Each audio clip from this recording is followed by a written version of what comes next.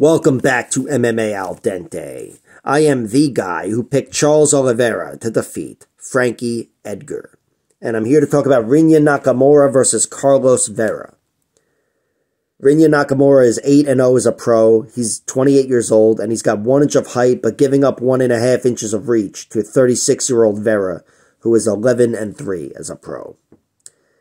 And taking this fight on somewhat short notice as well, in case things couldn't get any worse. But Rinya Nakamura is my pick to win this fight. I'd be stupid not to pick him. He's got way too much upside. The guy looks phenomenal everywhere, and he's a beast of a wrestler, which is going to take him very, very far. I mean, the guy is one of the most exciting prospects in the sport, in my opinion. And he's looked phenomenal so far, 8-0. Knockout power. Knocked out the guy Kazama in his UFC debut, Toshiomi Kazama. And in his most recent fight, he beat Fernie Garcia, wasn't able to put him away.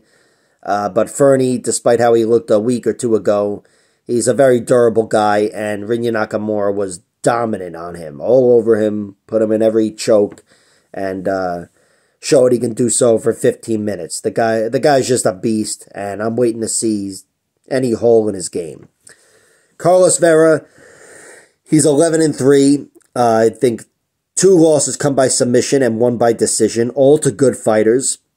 He lost in his debut to Sidney Oliveira with an arm triangle choke in round 2, and his most recent loss by submission was to Levi Moles, who I feel like I mention every week on MMA Al Dente here. I say it like this is a fucking talk show, but Levi Moles is an excellent fighter, or was. I don't know where he's at, but beast of a wrestler too.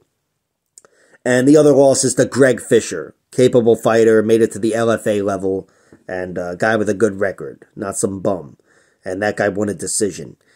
But Carlos Vera, despite being only been beaten by good fighters and being a good fighter himself, I mean, the guy, I like what I see from the guy. He's got 2 consecutive guillotine chokes, I think, in his most recent 2 wins. Both of them set up from the guard while he was on his ass. It's not like he jumped into these. One of them he won against this guy, Kale Muniz, in round 3, and the last one he got in round 1. So that could help him against Rinya Nakamura. And on the feet, he's not so conventional. I mean, the guy will get a little wild. He will spin, and he's got some really good jousting kicks, oblique kicks especially. I think there's something to him. It's just not in this fight. I think he's got nothing that's gonna answer Rinya Nakamura's wrestling and power. I think Rinya Nakamura is gonna be more powerful, stronger, and an overall bully. I think he's gonna bully around Carlos Vera and probably get him out of there with a submission in the first half of the fight. That'd be my prediction. But if I'm wrong, submission in the second half of the fight. That's my second prediction.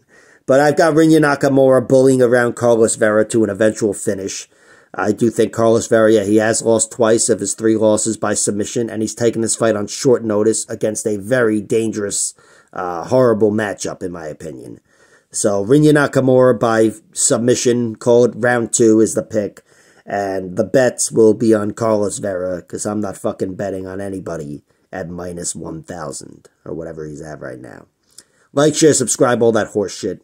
Check out my other videos and comment below or whatever.